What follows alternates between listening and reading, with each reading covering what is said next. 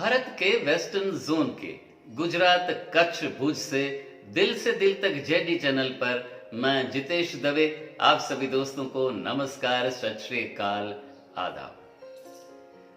जनाब मोहम्मद रफी साहब के आज के एक गीत की कहानी आप सब तक हम रखें, उससे पहले दोस्तों आप सभी को बताना पसंद करेंगे कि जनाब मोहम्मद रफी साहब के आज के गीत के दो पहलू हैं, दो मुख्तलिफ पहलू। हो सकता है आप सब मोहम्मद रफी साहब को प्यार करने वाले हैं, तो पहला पहलू शायद जिससे आप वाकिफ हो सकते हैं, लेकिन एक गीत के दूसरे पहलू पर जब हम चलेंगे तो मैं रिक्वेस्ट करूंगा आप सभी दोस्तों को कि दोस्तों आज के हमारे इस वीडियो को हो सके तो आखिर तक जरूर से देखिए। एक नया पहलू इस गीत के पीछे का हम आपके लिए आज के एपिसोड पर रखने वाले हैं। साल 1980 में B.R. चोपड़ा और संजय खान जी ने एक फिल्म का प्रोजेक्ट शुरू किया था। फिल्म का नाम था हब्बा खातून। हालांकि इस फिल्म को कभी भी रिलीज नहीं कर पाए, क्योंकि इस फिल्म का शूटिंग ही कुछ हद तक ही मुकम्मल हुआ था। फिल्म में मेन रोल अदा कर रहे थे संजय खान और जीनत अमान जी। गीतकार थे अली सरदार जाफरी और संगीत था नौशाद साहब का। नौशाद साहब ने फिल्म हब्बा खातून के लिए एक गाना ही रिकॉर्ड किया था। राग था पटदीप। पटदीप राग पर जब नौशाद साहब ने यह गाना कंपोज किया और जब ये गाना मोहम्मद रफी साहब को ऑफर हुआ, आइए सुनते हैं नौशाद साहब ने इस गीत के बारे में खुद ने क्या कहा। एक गजल मैंने बनाई फिल्म हब्बा खातून के लिए, जो फिल्म बन नहीं सकी। मोहम्मद रफी साहब को जब मैंने बुलाया और ये गजल सुनाई तो मैंने देखा वो रो रहे। फिर जब ये गाना रिकॉर्ड हुआ, गाना रिकॉर्ड होने के बाद मोहम्मद रफी साहब फिर मुझसे लिपट कर रोने लगे, कहने लगे पैसे मैं नहीं लूंगा इसके। जब राग पटदीप पर यह गाना पूरी तरह से रिकॉर्ड हुआ, तब जनाब मोहम्मद रफी साहब ने कहा कि नौशाद साहब इस गीत का पेमेंट मैं नहीं लूंगा। आइए सुनते हैं नौशाद साहब ने क्या कहा। मैंने कहा क्या हुआ रफी साहब? कहने लगे राग पटदीप में ये आपने गजल बनाई, मुझे बहुत अच्छी लगी। आजकल जो गाने मैं गा रहा हूं, ये मुझसे गवाए जा रहे हैं, वो सिर्फ गले तक उतरते हैं, दिल तक नहीं उतरते। क्या हो गया है जमाने को? मैंने कहा जाने दीजिए, छोड़िए, आप जज्बात में पड़ गए, चलिए रिहर्सल कीजिए। रिहर्सल की उन्होंने, कई दिन तक रिहर्सल करते रहे। फिर जब ये गाना रिकॉर्ड हुआ, गाना रिकॉर्ड होने के बाद मोहम्मद रफी साहब फिर मुझसे लिपट कर रोने लगे। मैंने कहा क्या हो गया आपको आजकल, ज्यादा जज्बाती हो गए आप, चलिए पैसे ले लीजिए इसके। कहने लगे पैसे मैं नहीं लूंगा इसके। क्यों?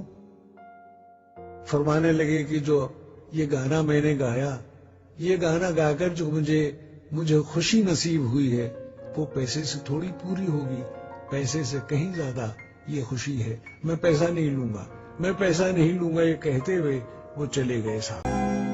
जब याद तुम्हारी हमें आके सताएगी, हम चुपके से रो लेंगे। दोस्तों, जनाब मोहम्मद रफी साहब द्वारा नौशाद जी का गाया हुआ ये कंपोजिशन उनका गाया हुआ आखिरी कंपोजिशन था नौशाद साहब के लिए। यह गाना इतना पॉपुलर हुआ उस दौर में भी और आज के दौर में भी। जनाब मोहम्मद रफी साहब ने इतने डिटेल्ड वॉइस में, इतने खूब अंदाज में इस गीत को गाया है, जिनकी मिसालें आज नहीं बरसों तक दी जाएंगी। लेकिन बदकिस्मती इस गीत की ये थी कि फिल्म कभी बन नहीं पाई, तो गाना कभी भी फिल्म के स्क्रीन पर पहुंच नहीं पाया। ये तो थी इस गीत की पहली कहानी जिससे हो सकता है कि रफी साहब को चाहने वाले हम सभी लोगों के लिए यह घटना हमारे ज़हन में हो सकती है। आइए सुनते हैं इस गीत का दूसरा पहलू। जब नौशाद साहब का ये कंपोजिशन सिल्वर स्क्रीन तक कभी पहुंच नहीं पाया फिल्म मुकम्मल ना होने के कारण, तो नौशाद साहब ने 1980 में बना ये जनाब मोहम्मद रफी साहब का कंपोजिशन साल 1988 में मलयाली फिल्म ध्वनि में रिकॉर्ड किया येसुदास जी की आवाज में। मलयाली फिल्म जो 1988 में बनी थी, इस फिल्म में मेन लीड रोल कर रहे थे जयराम जी और शोभना जी, और गाना था अनुराग लोल गात्री।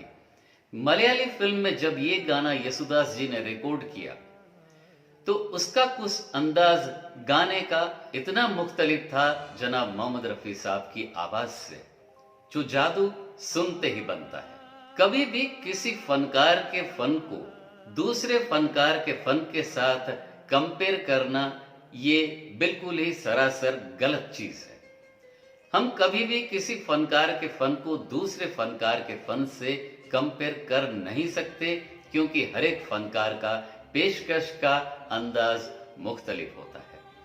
लेकिन जब दो या दो से ज्यादा फनकार एक ही फन को पेश करें, जैसे कि एक गीत को दो मुख्तलिफ फनकार अलग अलग अंदाज में पेश करें, तब हम इंसान हैं और हमसे उन दो फनकारों की सलाहियतों को कंपेयर हो ही जाता है, चाहे या ना चाहे। हुआ कुछ ऐसा ही कि जनाब मोहम्मद रफी साहब के गाए गए इस प्यारे से गीत को जब येसुदास जी ने गाया, हालांकि येसुदास साहब बेहद ही मजे हुए फनकार हैं, बाकायदा जिन्होंने क्लासिकल म्यूजिक की तालीम भी हासिल की हुई है, उनका गाने का अंदाज बेहद ही मुख्तलिफ था।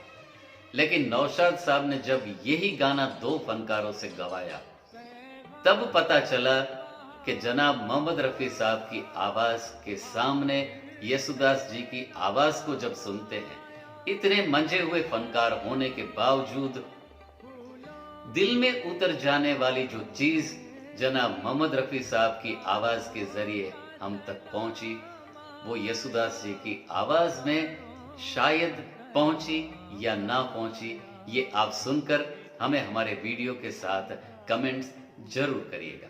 दोस्तों, ये तो थी हमारी आज के इस एपिसोड की छोटी सी कोशिश। बिल्कुल ऐसी ही जनाब मोहम्मद रफी साहब की नई कहानी के साथ आप सबसे फिर से मुखातिब होंगे।